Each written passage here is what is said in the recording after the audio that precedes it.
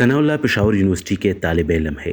وہ روزانہ ہاسٹل سے اپنے ڈپارٹمنٹ تک جانے کے لیے زو بائی سائیکل استعمال کرتے ہیں۔ وہ کہتے ہیں کہ سفر کے لیے سائیکل کا استعمال معاشی طور پر کافی فائدہ مند رہا۔ جب ہم ہاسٹل سے ڈپارٹمنٹ جاتے تھے تو ہم کسی ٹیکسی والے کو 100 یا 200 روپے دیتے تھے اور وہ ہمیں بہت مہنگا پڑتا تھا اس اسٹوڈنٹ لائف میں۔ تو جب سے یہ زو بائی سائیکل آیا ہے تو ہم تقریباً یہ ہاف گھنٹہ جو ہوتا ہے یہ فری ہوتا ہے۔ ٹرانس پشاور نے شہر میں 32 سائیکل اسٹیشن بنائے ہیں، جس میں 16 پشاور یونیورسٹی جبکہ 16 حیات آباد میں ہیں۔ ان 32 اسٹیشن پر 360 کے قریب سائیکلیں موجود ہیں۔ شروع میں اس کی رجسٹریشن فیس 3000 تھی، تاہم لوگوں کو اس کی طرف راغب کرنے کے لیے ٹرانس پشاور نے اس کی فیس جنوری 2022 سے 1000 کر دی ہے۔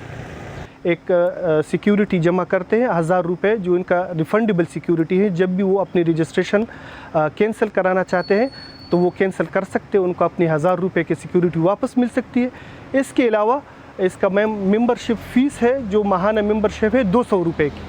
ان 32 اسٹیشنز کے لیے مختلف شفٹس میں 80 سیکیورٹی گارڈ بھی مقرر کیے گئے ہیں، جن کی فی قسط ماہانہ تنخواہ 21,000 ہے۔ مزید اخراجات میں اسٹیشن کا بجلی کا بل بھی شامل ہے، لیکن 1 سال سے زائد عرصے میں صرف 2300 افراد ہی رجسٹرڈ ہوئے ہیں۔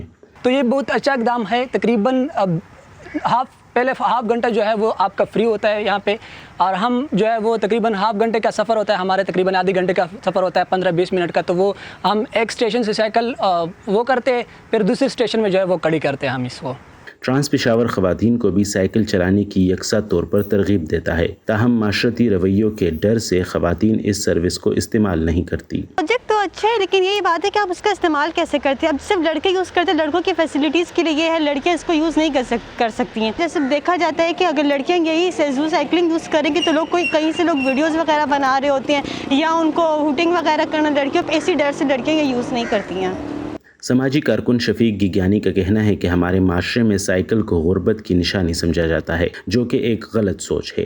ان کا کہنا ہے کہ لوگوں کو دوبارہ سائیکل چلانے کی طرف راغب کرنے کے لیے سرکاری سطح پر اقدامات کی ضرورت ہے۔ اگر ہم اتوار کے دن چونکہ GT روڈ ہے، اس کے ساتھ کوئی اور روڈ اگر ہم کریں اور اس کو ٹریفک فری کر دے اور اس پہ صرف سائیکل ہی کا استعمال ممکن ہو، تو میرے خیال میں یہ ایک اس طرح کے اقدامات سے، اور جو پرسنلٹیز ہے فار ایگزامپل کوئی شعبے سے ریلیٹڈ ہے، کرکٹرز ہو گئے، ٹک ٹاکرز ایون ہو گئے، اگر اس طرح لوگ ہم اس کے ذریعے ہم اس طرح یہ پیغام جو ہے یہ پھیلائے تو میرے خیال میں یہ ایک اچھے اقدام ہو گیا۔ دوسری جانب ثناء اللہ کا کہنا ہے کہ اس طرح کے اسٹیشن شہر کے دوسرے حصوں میں بھی لگائے جانے چاہیے تاکہ طلبہ کو ایک جگہ سے دوسری جگہ جانے میں آسانی ہو۔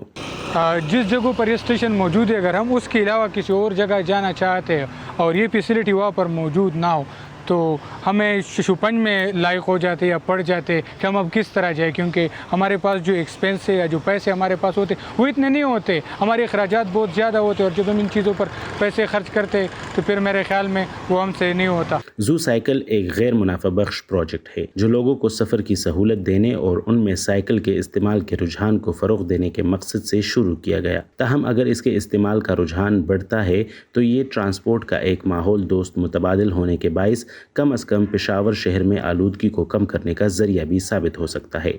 عمر فاروق، وائس آف امریکہ، پشاور۔